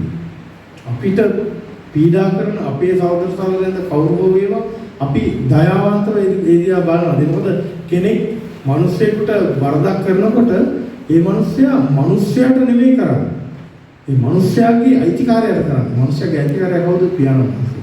නැවිලිකාරයන්. එතකොට මේ දේව රාජ්‍ය පුරවැසියෙක් ජේසුස් ක්‍රිස්තුස් වහන්සේගේ දරුවෙක් ජේසුස් ක්‍රිස්තුස් වහන්සේ කර්ම කොටගෙන ගැලවීම ලැබපු කෙනෙක්ගේ තියෙනුනේ මේ ගුණාංගය. දයාවේ ගුණාංගය තියෙනවා. ඒ මොකද අපිට කිසිම අවස්ථාවක කෙනෙක් එක්ක තරහ යන්න පුළුවන්. තරහ යන්නේ නැහැ කියලා කියනවා ඒක කරන්න බැරි වැඩක්. ඒක කෙරෙන්නේ නැහැ. නමුත් අපි මේ මනුස්සයට කමාව දීමේ ගැටලුව කොහොමද විසඳන්නේ?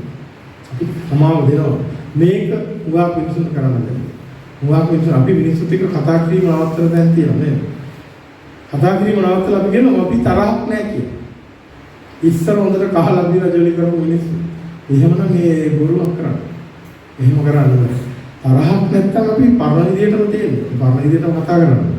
එතකොට මේක ක්‍රිස්තියානිකාරයෙක්ගේ තියෙන. දැන් ඇයි මේක වැදගත් වෙන්නේ? දැන් මේ අපි නැවත කතාවක් මතක් කරගමු. ජේසුස් ක්‍රිස්තුස් වහන්සේ කාටද මේවා කියන්නේ? උන්වහන්සේගේ ශ්‍රාවකයන්ට කියන්නේ. උන්වහන්සේගේ ශ්‍රාවකයන්ට කියන්නේ උන්වහන්සේ දන්නා ටික කාලෙකින් උන්වහන්සේ මේ ලෝකෙන් යනවා. එතකොට මේ ශ්‍රාවකයෝ මේ විදිහට ජීවත් වුණොත් තමයි සුභාරංචිය ගෙනියන්න. මේ ශ්‍රාවකයෝ මේ විදිහට ජීවත් වුණොත් තමයි ස්වර්ග රාජ්‍යයට උන්වහන්සේ සමග එකතු වෙන්න පුළුවන්. එහෙමනම් මේක ඒගොල්ලන්ගේ ජීවිතේ තියෙන්න ඕනේ. ඒක නිසා තමයි ඒගොල්ලන්ට කිව්වේ. ස්වාමීන් වහන්සේ කිව්වේ ඔබගේ ක්‍රිස්තියානි ජීවිතයේදී සමාව දීම. සමාව දෙන්න ඕනේ. මිනිස්සුන්ට කොහොමද සමාව දෙන්නේ? සමාව දීලා ජේසුස් ක්‍රිස්තුස් වහන්සේ අපි දන්නවා කුරුසේ ඉඳගෙන උන්වහන්සේව පිට පතුරු යනකම් හැම ගහලා විනාශ කරලා පුතපත් කරපු මිනිස්සු වෙනුවෙන් උන්වහන්සේ යාඥා කරනවා. ඒ හදවත අපිට තියෙනවා. මේක දේව රාජ්‍ය පුරවැසියෙක්ගේ ගුණාංගයක් හැටියට තමයි කියන්නේ. ඒතර එතනදී අපි බලමු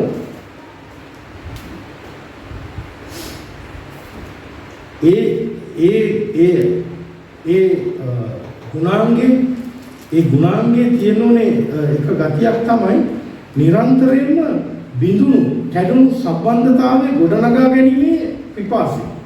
ගොඩනගා ගැනීමේ උනන්දුව තියෙන හදවතක් තියෙනවා. හැමතිස්සෙම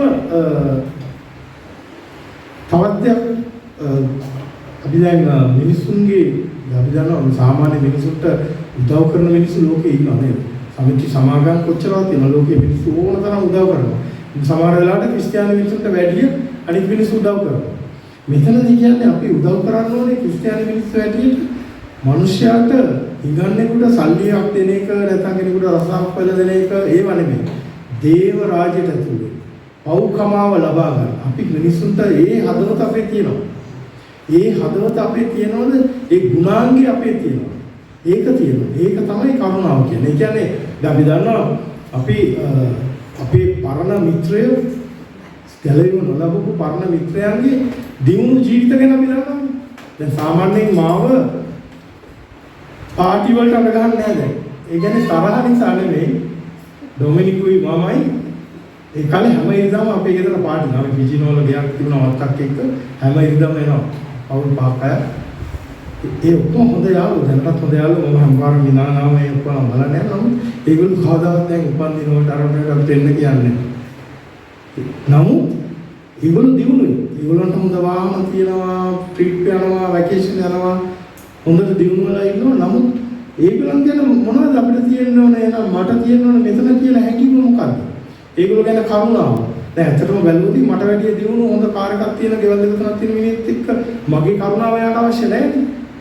නමුත් ස්වාමීන් වහන්සේ මොනවද මෙතන කියන්නේ? අපි දන්නවා එයාට නැති දෙයක් අපිට තියෙනවා. අපිට ස්වාමීන් වහන්සේගේ සුරක්ෂිතභාවය තියෙනවා. උන්වහන්සේ අපිට පියාණන් වහන්සේකම සමග සමගිකම දීලා තියෙනවා. උන්වහන්සේගේ භෝජනයට අපි දවසක එකතු වෙනවා කියලා. ඒකම අපි දන්නවා මේ මිත්‍රයා සුභාරංචිය ප්‍රතික්ෂේප කරනවා. සුභාරංචිය නොලබාගත් මිත්‍රයා යන්නේ නපුරාලම්ට විනාශය කරා කියලා අපි දන්නවා. අපි එතනදී කරුණාවක් තියෙනවා. එහෙමනම් මට සැනසීමක් කියන්න බෑ ඒ මිනිස්යාගෙන් යාඥා නොකරයි. ඒ මිනිස්යාව සුභාරංචිය වේදයට ගේන්න උත්සාහ නොකරයි. ඒ හදවත මට තියෙනවා. ඒක තමයි ජේසුස් වහන්සේ කියන්නේ. ඒ හදවත තියෙනවා. දැන් ඒකේ නැවතවතාවක් කියන්නේ නැහැ. හැමතිස්සෙම අඬා වැළපෙමින් දුකින් ඉන්න කියලා නෑ. අපි බලන්න ඕනේ ස්වාමීනි මට දුන්න ගැළවීම, මට දුන්න පව්කමාව මේ මගේ සහෝදරයාට දෙන්න. ඒ පිපාසයෙන් මම ඉන්නේ. ඒ හිගන්නෙක් වගේ ඒක ඉල්ලන්න ඕනේ පියාණන් වහන්සේ. එතකොට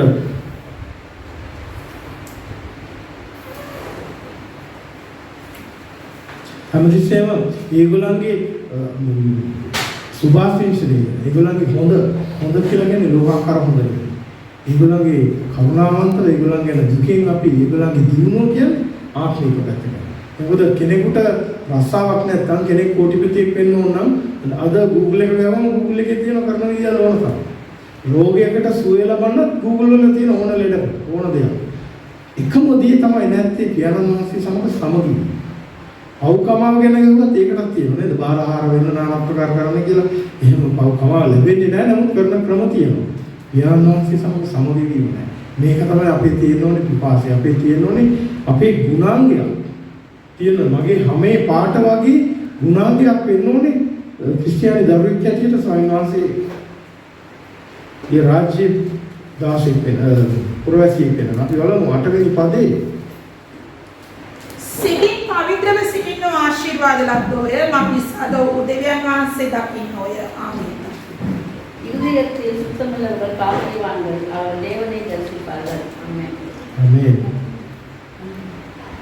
එතකොට මේ සිතින් පවිත්‍රව තියෙන සිටිනෝ කියන එක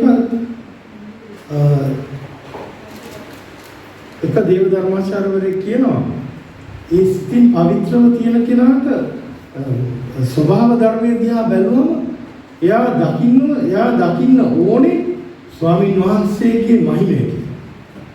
ඒ අපි ස්වභාව ධර්මයේ අපි දන්නා මේ දවස්වල අවුව ගස්කොළන් වල වේලිලා පරවලා යනවා. එතකොට නමුත් ඒක තුලින් අපි දකින්නවද ස්වාමීන් වහන්සේගේ මහිමය. එතකොට වහින කාලේ ගස්වල දළු දානකොට සත්තු දැක්කම දැන් අපි දන්නවා මේ සත්තු ගැන පරිසරය ගැන নানা ආකාර දේවල් තියෙනවානේ. ලස්සන ඒවට සේවය කරන මිනිස්සු ඉන්නවා. දිවි හිමියෙන් සේවය කරන මිනිස්සු ඉන්නවා. ලොකු සංවිධාන තියෙනවා නේද? ඒතර ඒවයේ ස්වාමීන් වහන්සේගේ මහිමය දකින්නවා නෑ. එතකොට මෙතන කියන්නේ සිතින් පවිත්‍ර වන්නෝ කියලා කියන්නේ මෙතන මම ගත්තේ පරිසරය ගත්තේ උදාහරණයක් ගැන කොහොමද? සිතින් පවිත්‍ර වන්නෝ නිරන්තරයෙන්ම හැම දෙයකම ස්වාමීන් වහන්සේගේ මහිම දකින්න. හැම දෙයකම. අද උදේ මම නැගිටලා උස්මක් කරගෙන ස්වාමීන් වහන්සේ මේ දවසට එළියට ආවම මම දකින්න ස්වාමීන් වහන්සේගේ මහිම. ඒක මම පෞද්ගලිකව අත්දින්න ඔයගොල්ලන්ගේ පාස්ටර් ගන්නවා ගාස්දාස් ප්‍රෝග්‍රෑම් කියාවි. ඒක දන්නවා. මම මේ ලෝකේ මේ උස්හව ගන්න හැම උස්මක්ම මොන තරම් ආශ්චර්යමත්ද කියලා මම දන්නවා. එතකොට මේකෙදි දෙවියන් වහන්සේගේ කරුණාව දෙවියන් වහන්සේගේ මහිමය අපි අත්දකින්න ඕනේ. එතකොට තවත් එකක් තමයි හදවතෙන් පරිශුද්ධ වුණා. සිතින් පරිශුද්ධ වෙච්ච අය මේ වචනය තුලින් මොකද්ද දකින්නේ? මේ දේව වචනේ මේ බයිබලයේ මුලේ අකුරේ ඉඳලා අන්තිම අකුර වෙනකම් ඒක තුලින් දෙවියන් වහන්සේව පෞද්ගලිකව දකින්නවාද? ජේසුස් ක්‍රිස්තුස් වහන්සේ සමග පෞද්ගලික සම්බන්ධතාවයක් එනවා. අලුත් ගිවිසුම කරන ගිවිසුම කියලා නෑ හැම දෙයක්ම හැම වචනයකින්ම. ඒතකොට ඒක දකින්න. ඊළඟට තමන්ගේ දේව සභාවය සභා පවුලක. දැන් මෙතනදී තව රහසක් තියෙනවා. සභා පවුල කියලා කියනවා අපි දැන් යාඥා කරනකොට අපි කියනවා නේද? ස්වාමීන් වහන්සේ තුලට ජලවිම ලැබපු හැම කෙනෙක්ම උන්වහන්සේගේ ශරීරයේ කොටස් කියලා. එතකොට ඊජිප්තු සභාවේ අය, එතකොට මිලාන වල තියෙන අනිත් සභාවල් වල අය, එතකොට ලන්ඩන් සභාව, ලංකාවේ සභාවල් වල මේ හැම තැනකම ඉන්න අය කවුද? අපේ සභාව අපේ ස්වාමීන් වහන්සේගේ ශරීරයේ කොටස් නෙවෙයිද? කොටස් තමයි නේද? එතකොට අපි මොන ආකල්පයෙන්ද ඒගොල්ලෝ දිහා බලන්නේ? ඒගොල්ලෝම දකින්න. දැන් එතනදී ගැටලුවක් එනවා. අපි දන්නවා එතනදී මූල ධර්ම විකෘති කරගෙන මූල ධර්ම වෙනස් කරගෙන දේව වචනයට පටහැනිව ක්‍රියා කරන සභාවල් කියලා කියාගත්ත ඒගොල්ලෝ තියෙනවා. එතකොට එහෙම වුණා කියලා අපිට අයිතියක් නැහැ ඒගොල්ලන්ව කොම් කරන්න. නමුත් වැරදි විදියට කෙනෙක් නමස්කාර කරනවා නම් වැරදි විදියට වැරදි මූල ධර්ම අනුව කෙනෙක් ගම කරනවා නම් අපි යාත් එක්ක එකතු වෙලා ඒ ගමන යෑම නෙමෙයි කියන්නේ විතර. නමුත් ජේසුස් ක්‍රිස්තුස් වහන්සේ කර්ණ කොටගෙන මම ගැලවීම ලැබුවා කියලා කෙනෙක් කියනවා නම් අපිට බෑ එයාට විරුද්ධ වෙන්න. හේතුව අපි එයාට නෙමෙයි විරුද්ධ වෙන්නේ. එයා කාගේ නාමයද පාවිච්චි කරන්නේ? ජේසුස් ක්‍රිස්තුස් වහන්සේගේ නාමය. ඒකට එයාට දඬුවම් කරනවාද? එයාව ස්වර්ගයට යවනවද නැද්ද කියන එක මම නෙමෙයි කියන්නේ. අපිට ඒ ගැන කතා කරන්නවත් අයිතියක්. ස්වාමීන් වහන්සේ තමයි. ස්වාමීන් වහන්සේ තමයි. උන්වහන්සේ මේ දේව වචනේ নানা ප්‍රකාර ස්ථානවල කියලා තියෙන අවසානයේදී තෝරනවා, ගිනිගොඩ දානවා නේද? සම්පිතාත්මක ගොඩක් දේවල් තියෙනවා. ඒකට අපිට ඒක අදාළ නැහැ. ඒකට අපි ස්වාමීන් වහන්සේගේ දරුවෝ කියන්නේ කවුද? ජේසුස් ක්‍රිස්තුස් වහන්සේ කර්ම කොටගෙන පව්කම ලබාගත් සාමකෙක්.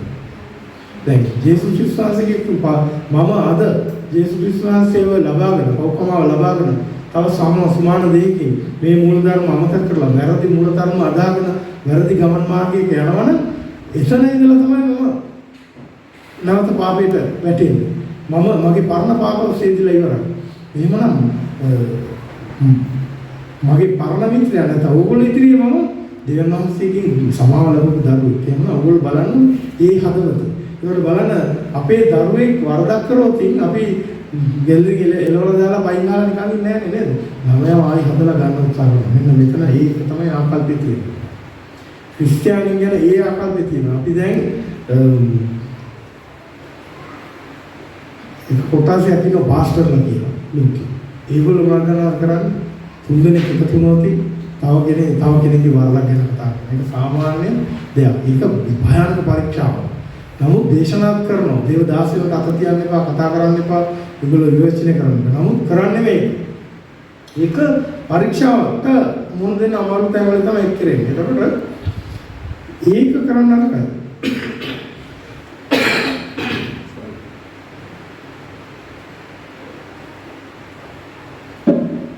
එතනදී කරන්න ඕනේ. තමන්ගේ පවුලේ කෙනෙක්ව බේරා ගැනීමේ ගලවා ගැනීමේ හදවතින් මෙදියත්කාරකම. මොකද අපිට වැඩි ඉහළයි වයසයි කියන කෙනෙකුට අපිට කියලා දැනුම්කම් කරන්න කියන්න බෑනේ. ඒක කෙරෙන්නේ නැහැ. එහෙනම් අපි ස්වාමීන් වහන්සේගේ පාමුල ඒගොල්ලෝනේ මෙදියත්කාරකම. මෙතනදී කියන්නේ ඒ හදවත අපිට තියෙනවා. වීරයෙක් වගේ ගිහිල්ලා වැරදි කියලා දීලා සකම් කරලා පරදින එක නෙමෙයි. ඒ හදවත. ඒක තමයි පරිශුද්ධ හදවත. එතකොට සෑම දේව ස්වාමීන් වහන්සේගේ මහිමය දකින්න, දේව වචනය තුලින් ස්වාමීන් වහන්සේ සමග සම්බන්ධතාවය උන්වහන්සේව අත්දකින්න. ඊළඟට අපි 7 වෙනි පදේ බලමු. සමාදානය කරන ආශිර්වාද ලද්දෝය මකිසදෝ දෙවියන් වහන්සේගේ පුත්‍රයයි කියන ලබන්නෝය. ආමේන්. சமாதானம் பண்ணுகிறவர்கள் பாக்கியவான்கள் அவர் தேவனுடைய புத்திரனப்பட்டவர்கள். ஆமென். Blessed are the peacemakers. මෙතනදී මේ සමාදාන කරන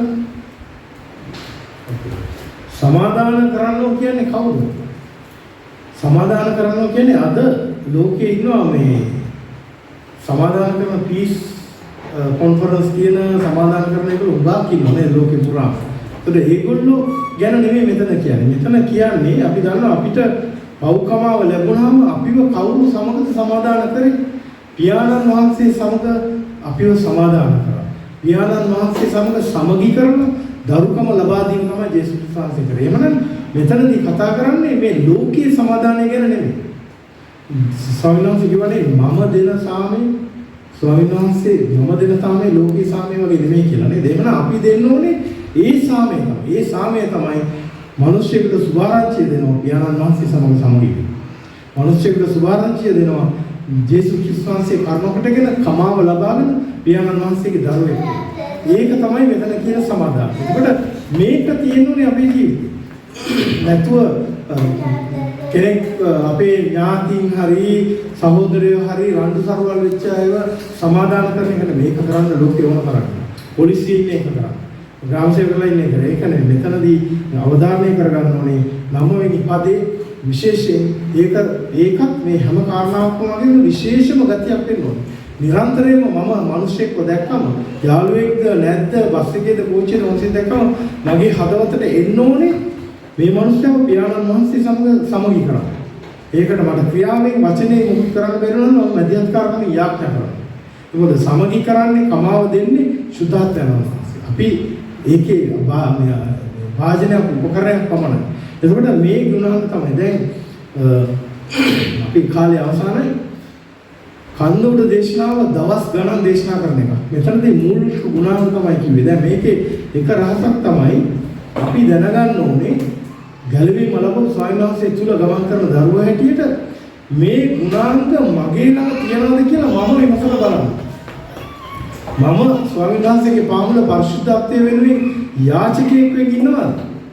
මම ස්වාමීන් වහන්සේගේ ඉදිරියේ මගේ පාපිෂ්ඨකම නැත්නම් මගේ අසමත් වීම ගැන මම විලාප දිදී අඬන තරමේ දුකකින් ඉන්නවා.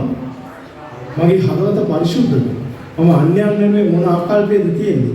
මම ස්වාමීන් වහන්සේගේ වචනය කෙරෙහි අන්‍යයන් කෙරෙහි ගැලවෙම නොලබපු අය කෙරෙහි මොන ආකල්පයක්ද මගේ තියෙන්නේ කියලා. මෙන්න මේ දේවල් අපි මේ දේවල් අපිට තනියම කරගන්න බෑ. ඒක තනියම මේක පාඩම් කරලා කටපාඩම් කරලා කොහොම කරත් ඒක කරන්න. මේකට තමයි ජේසුස් වහන්සේ කිව්වේ මම උදව් උපකාරී ස්වාමීන් වහන්සේ වෙනවා. ඒකට මේ ස්වාමීන් වහන්සේ අපිට ඉන්නවා. උන්වහන්සේ නිරන්තරයෙන් ඉන්නවා අපිට උපකාර කරන බලන සුදාතන් වහන්සේ ඒ උපකාරය ඉදිරියේ අර නැවතම කිව්වා වගේ යාචකයෙක් කියන වචනේ පාවිච්චි කරන්න අපි කැමති නැත්නම් කිරිසප්පේ කිරිවලට පිපාසයෙන් ඉන්නවා වගේ එක කිරි වේලක් කිව්වලා ඊළඟ කිරි වේලනේ ඒ ගතිගුණෙන් ඒ ගුණාංගයෙන් අපි ජීවත් වෙනවා. ස්වාමීන් වහන්සේ පොරොන්දු ඉෂ්ට කරන ස්වාමීන් වහන්සේ නිසා ස්වාමීන් වහන්සේ අපිට නිරන්තරයෙන් උපකාර කරයි. උන්වහන්සේගේ රාජ්‍ය පුරවැසියෙක් හැටියට මේ ලෝකේ ජීවත් වෙන සහ උන්වහන්සේ සමග දවසක එකතු වෙනවා. ස්වාමීන් වහන්සේ ඒක ස්තුති ප්‍රශංසා කරමු.